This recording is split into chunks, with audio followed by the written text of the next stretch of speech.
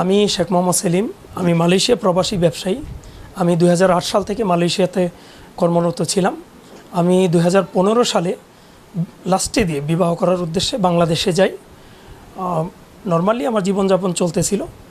আমাদের গাড়ির বডির কাজ করাইতেছিলাম আমরা কাপাসিয়া ব্র্যাক ব্যাংকের পাশে বডি গ্যারেজে। তো আমি প্রতিদিনের মতো ওই দিনও বডি গ্যারেজের কাজ পর্যবেক্ষণ করার জন্য যাই। আনুমানিক বিকাল 4টা থেকে 5টার ওই সময়ে হঠাৎ করে আমার মোবাইলে কল আসে। আমি ফোনটা পকেট থেকে বের করি, দেখি যে কোনো নাম্বার নাই, কিছুই নাই, জাস্ট আমার মোবাইলে সাউন্ড বাজতেছে। তাৎক্ষণিক 5-6 জন 7 জন লোক আমার সামনে চলে আসে। ওনাদের হাতে একটা মনিটরের মতো ছিল। ওনারা আমাকে জিজ্ঞেস করে শেখ মোহাম্মদ সেলিম? আমি বলি জি। তখন আপনার 2 জন আমার 2 পাশে চলে আসে, আমাকে বলে একটু সামনে আসেন, কথা আছে। আমি সামনে যাই। আমার ভাইয়া জিজ্ঞেস করে যে কী সমস্যা? বলছে যে উনি একটা লোককে দেখাই দিবে, এই জন্য কথা বলবো, অসুবিধা নেই। তখন সামনে যাওয়ার পরে ওনাদের গাড়ি ছিল, আমি বুঝতে পারিনি যে এটা ওনাদের গাড়ি। ওখানে যাওয়ার সাথে সাথে ওনারা আমার ধাক্কা মেরে গাড়ির ভিতরে ঢুকাই ফেলে। গাড়ির ভিতরে আরও 2-3 জন বসা ছিল। আমার ঢুকানোর সাথে সাথে যিনি বাইরে ছিল উনিও গাড়ির ভিতরে উঠে যায়। আমার হাত বেঁধে ফেলে, আমার চোখ বেঁধে ফেলে। প্রথম চোখ বাঁধে 2টা কাপড় দিয়ে, তারপর একটা কালো টুপি পরায়। গাড়ির দরজা বন্ধ করে দিয়ে গাড়িটা চলতে থাকে। আমার মানি ব্যাগ নিয়ে নেয়, আমার ফোনটা নিয়ে নেয়। আর একজন আমাকে বলে আপকো হিন্দি আতা হ্যায়, হিন্দি মে বাত করো। তো আমি বললাম যে মেরা থোড়া থোড়া হিন্দি আতা হ্যায়। ইংলিশ? আমি বলছি যে থোড়া থোড়া ইংলিশ আতা হ্যায়। তারপরে বাংলাতে আমাকে জিজ্ঞেস করলো আপনার নাম। আমি বললাম শেখ মোহাম্মদ সেলিম। আপনি কী করেন? বলছি মালয়েশিয়া প্রবাসী, আর দেশে আমাদের গাড়ির ব্যবসা আছে, আমি নিজে ওয়েল্ডিংয়ের কাজ জানি। তারপর আপনার গাড়ি চলতে থাকে। আমি বললাম যে কি সমস্যা, কি? আমি হতভম্ব হয়ে গেছি, আমার নিঃশ্বাস বন্ধ হয়ে আসতেছিল। তারপর আমি ওনাদেরকে বললাম যে আমার নিঃশ্বাস বন্ধ হয়ে যাচ্ছে, আপনারা আমার নাকের কাপড়, মুখের কাপড়টা খুলে দেন। তো ওনারা একটু লুজ করে দিছে। আমি বললাম যে আমার বাড়ির সামনেই, আপনারা ওইখানে ব্রেক করেন। ওনারা ওইখানে আর ব্রেক করে না, গাড়ি চলতে থাকে। আমি রাজেন্দ্রপুর রেল ক্রসিংয়ে যাওয়ার পরে আমি বুঝতে পারি যে রাজেন্দ্রপুর বাজারে রেল ক্রসিংয়ে আমি আসি, যেহেতু ফিল করতে পারছি আমি। আর সেনাবাহিনী ক্যান্টনমেন্টের চেকপোস্টে গাড়িটা থামানো হয়। থামানোর পরে গ্লাস একটু নামিয়ে, সম্ভবত সামনে যিনি বসা ড্রাইভারের অপোজিটে, উনি কথা বলছে, পিছনে কথা বলেন, এতটুকু গ্লাসটা আবার লাগিয়ে দেওয়া হয়। তারপরে গাড়ি চলতে থাকে 4-5 মিনিট। সম্ভবত ন্যাশনাল পার্কের আশেপাশে জঙ্গলে কোথাও ব্রেক করে আমাকে ওই গাড়ি থেকে নামানো হয়, আরেকটা গাড়িতে আমাকে উঠানো হয়।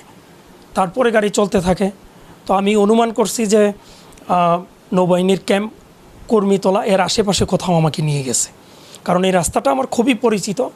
আমি ছোটো থেকে বড় হয়েছি, আমাদের গাড়ির ব্যবসা আছে, আমি রুটে গাড়িও চালাইছি।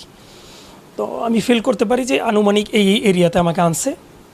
তারপর ওনারা যে কোনো একটা অফ রাস্তার মধ্যে ঢুকে যায়, সাইড রোডে একটা চেকপোস্টের মতো ছিল, আমি দেখি নাই, বাট আমি বুঝতে পারছি। গাড়িটা ব্রেক করে ড্রাইভার গ্লাস নামায়, কথা বলে, তেমন কোনো কথা আমি শুনি নাই, সম্ভবত স্যালুট দিছে বাকি।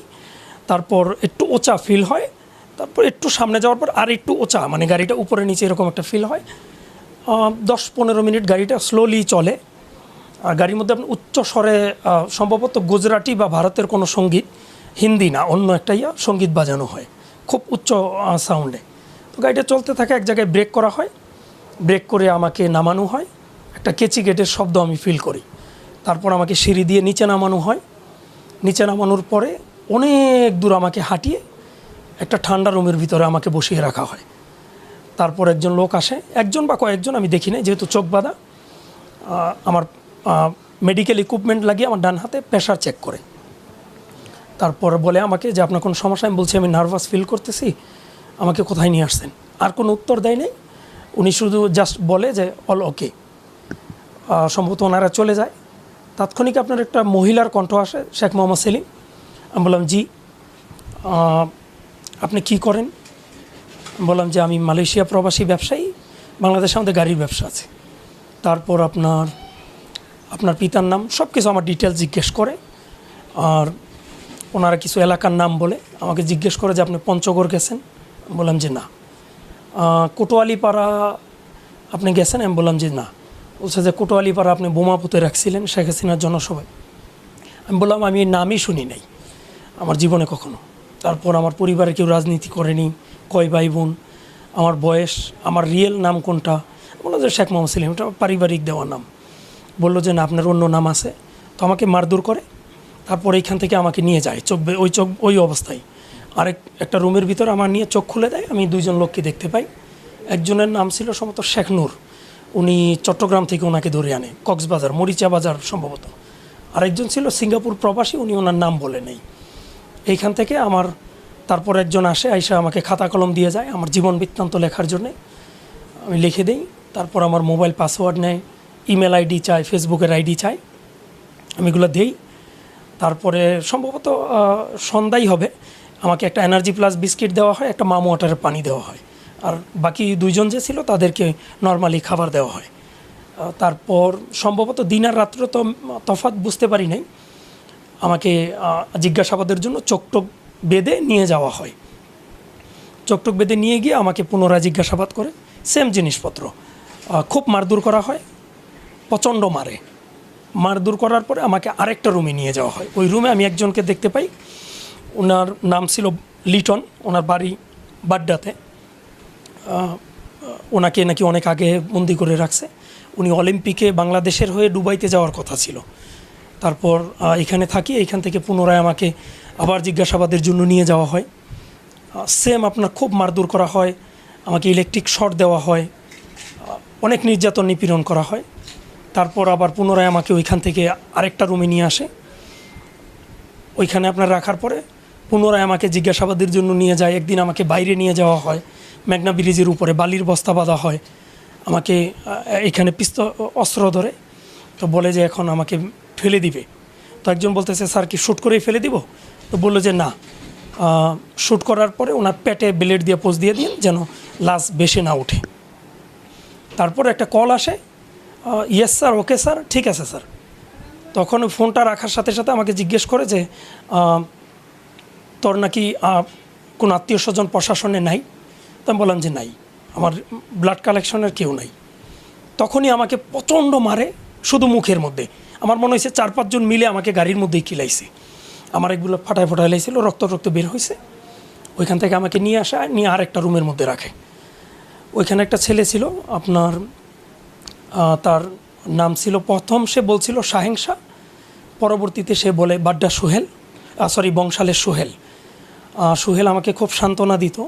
সোহেল আমাকে জিজ্ঞেস করলো যে আপনি কী করেন? আমি বলছি মালয়েশিয়াতে রাজনীতিতে সম্পৃক্ত, আমার পরিবার বিএনপির রাজনীতির সাথে জড়িত অনেক আগে থেকে। আমার ভাই বিএনপির শ্রমিক দলের সিনিয়র যুগ্ম সম্পাদক, পারিবারিকভাবে আমরা বিএনপি করি। আর আমি তেমন একটা বাংলাদেশের রাজনীতিতে ইনভলভ না, আমি ছুটিতে আসছি বিয়ে করার জন্য। তো ডিটেল শোনার পরে সে বলল আপনাকে মারবে না, এখানে বিএনপির অনেক নেতাকে রাখা হয়েছে, ইলিয়াস আলীকেও রাখা হয়েছে, কাউকে মারে নাই, সবাইকে ছেড়ে দিবে, হয়তো বা আপনি একটু আগে মুক্তি পাইবেন, যেহেতু আপনি ওইটার সাথে জড়িত না, তেমনভাবে রাজনীতিতে অ্যাক্টিভ না, কান্না করার দরকার নাই, দোয়া করেন বের হয়ে যাবেন। আর যদি বের হন তাহলে একটু বংশাল গিয়ে বললেন যে যুবনেতা সোহেল, আপনি যার কাছেই বলেন বংশাল যুবনেতা সোহেল বললে সবাই আমাকে চিনবে, বললেন যে আমি বেঁচে আছি, আর যদি বেঁচে থাকি তাহলে রাজপথে দেখা হবে। আর তারপরে আবার আমাকে পুনরায় জিজ্ঞাসাবাদের জন্য নেয়, আরেকটা রুমে নিয়ে যায়। ওইখানে আমি একটা ছেলেকে দেখতে পাই যার বুকের হাড় সব ভাঙা ছিল। তাকে ইন্ডিয়াতে গ্রেফতার করা হয়, প্রচণ্ড মারে ইন্ডিয়াতে, পরে বাংলাদেশের কাছে হ্যান্ডওভার করা হয়। তার বাড়িটা কোন দিকে আমি জানি না, তারা 2 বন্ধু ট্যুরিস্টে গেছিলো, আমাকে বলল। একজনকে ইন্ডিয়াতে রেখে দেওয়া হয়, সে ইন্ডিয়ান প্রশাসনের সাথে কাজ করার জন্য সম্মতি প্রদান করে। আর এই যে ছেলেটা, সে বলছে আমি বাংলাদেশে চলে যাব। তখন তাকে প্রচণ্ড মেরে বাংলাদেশে বর্ডার গার্ডের কাছে হস্তান্তর করা হয়। তার এইগুলো ইনফেকশন হয়ে গেছিলো বুকের মধ্যে, যেহেতু হাড় সবগুলো ভাঙা। তারপরে এখান থেকে আমাকে আরেকটা রুমে রাখে, আমাকে আমার জামা কাপড় রিটার্ন দেওয়া হয়। জামা কাপড় আমার যে অবস্থায় আমাকে ওরা উঠাই নিছিল, ওইগুলো রিটার্ন দেওয়ার পরে আমি ভাবছি যে আমাকে ছেড়ে দিবে। তো ওইখান থেকে আমাকে বের করে নিয়ে যাওয়ার সময় আমাকে বলা হয় সরকারের বিরুদ্ধে কখনো কিছু লিখবা না, কোথায় ছিলে, কেমনে ছিলে, কোনো কিছু কারো কাছে বলবে না, যদি বলো তুমি এবং তোমার পরিবার শেষ। তো আমি বললাম যে আমি প্রয়োজনে আমার পরিবার নিয়ে দূরে কোথাও চলে যাব, দেশের বাইরে। তো বলছে যে তুমি দেশের বাইরে যাওয়ার চিন্তাও করবা না, তোমাকে আমরা নজরদারিতে রাখবো। তারপরে আমাকে বললো, একটা লকারের মতো সাউন্ড আমি পাইলাম, খুললো, বললো যে তোমার মোবাইল, তোমার মানি ব্যাগ, মালয়েশিয়ান লাইসেন্স সব কিছু আমরা এই যে ওনাদের কাছে হ্যান্ডওভার করতেছি, ওনারা তোমাকে নিয়ে যাবে। পরে 2-3 জন লোক আমাকে ওইখান থেকে সেম আপনার সিঁড়ি দিয়ে উপরে উঠায়, কলিপসেবল গেট খোলা হয়, কেচি গেট, আর একটা শাটারের শব্দ আমি পাই। পরে আমাকে একটা গাড়িতে উঠানো হয়। গাড়িতে উঠানোর পরে আমাকে গাড়িটা মোটামুটি 10-15 মিনিট চলার পরে সামনে যিনি বসা উনি বললো যে আমার চোখটা খুলে দেওয়ার জন্যে। তখন আমার হাত পিছনে বাঁধা, চোখ খুলে দিল। তখন উনি বলল যে আপনার মোবাইল, পাসপোর্ট এগুলো কিন্তু আমরা আনি নাই, আমাদেরকে দেওয়া হয় নাই। তো আমি বলছি স্যার আমার এগুলো প্রয়োজন নাই, আপনারা আমাকে ছেড়ে দেন, আমাকে ছেড়ে দেন। তো বলছে জি ছেড়ে দিব। তাৎক্ষণিক কিছুক্ষণ যাওয়ার পরে দেখলাম যে আমাকে ওনারা মিন্টু রোড নিয়ে যায়, ডিবি কার্যালয়ে। ওইখানে আমাকে বন্দি করে। বন্দি অবস্থায় অনেক দিন ছিলাম। আমার পরিবারকে ডাকানো হয়, 14 লাখ টাকা নেওয়া হয় আমার পরিবার থেকে আমাকে ছেড়ে দেওয়ার কথা বলে। পরে আমাকে ছাড়া হয় না, কোর্টের মাধ্যমে রিমান্ডে আনা হয়। রিমান্ডের কথা বলে 4-5 লাখ টাকা ওনারা পুনরায় আমার পরিবারের কাছ থেকে নেয়। বিভিন্ন সময় বিভিন্নভাবে ওনারা আমার পরিবারের কাছ থেকে টাকা নেওয়া হয়। তারপর আমাকে কোর্টে চালান করে দেয়। কোর্টে চালান করার পরে আমি জজকে বলি একটা পার্সোনাল রুমে নিয়ে যায় 2-3 জনকে। আমি মহামান্য জজকে বলি দেখেন স্যার, আমি মালয়েশিয়া প্রবাসী একজন ব্যবসায়ী, আমাকে দীর্ঘদিন গুম করে রাখছে, আমি জানি না কোথায় ছিলাম, আমাকে খুব টর্চার করা হয়, যেটা পৃথিবীর কোনো হিংস্র জানোয়ার কেউ করে না। তো উনি বললো যে কোথায় মারছে। আমি বললাম তাহলে আমি শার্ট আর প্যান্ট খুলতে হবে। তো বলছে ঠিক আছে, আমি বুঝতে পারছি। তো উনি আমার পাসপোর্ট নাম্বার নিয়ে চেক করে দেখে যে আমি 2008 সালে মালয়েশিয়া আসি। তখন উনি কাগজটা ছুঁড়ে ফেলে দেয়, যেই মামলাটা আমার বিরুদ্ধে দেওয়া হয় এই কাগজটা ওই পুলিশের যে কর্মকর্তা ওনার দিকে ছুঁড়ে ফেলে দিয়ে বলে যে আপনারা এগুলো কী মামলা নিয়ে আসেন যেটির কোনো ভ্যালিড নাই। এই লোকের যেই জবানবন্দি দিচ্ছে আর এই মামলা যেটা আপনি রুজু করছেন এর সাথে ওনার কথার কোনো মিল নাই, সুতরাং এই ধরনের মামলা আমার কাছে আনবেন না। আর উনি কাগজের নিচে ওইখানে লিখে একটা কাগজ ওনাদেরকে দেয় যে শেখ মোহাম্মদ সেলিমকে সাবধানতার সহিত পরিবারের সামনে জিজ্ঞাসাবাদ করার জন্য আদেশ প্রদান করা হচ্ছে।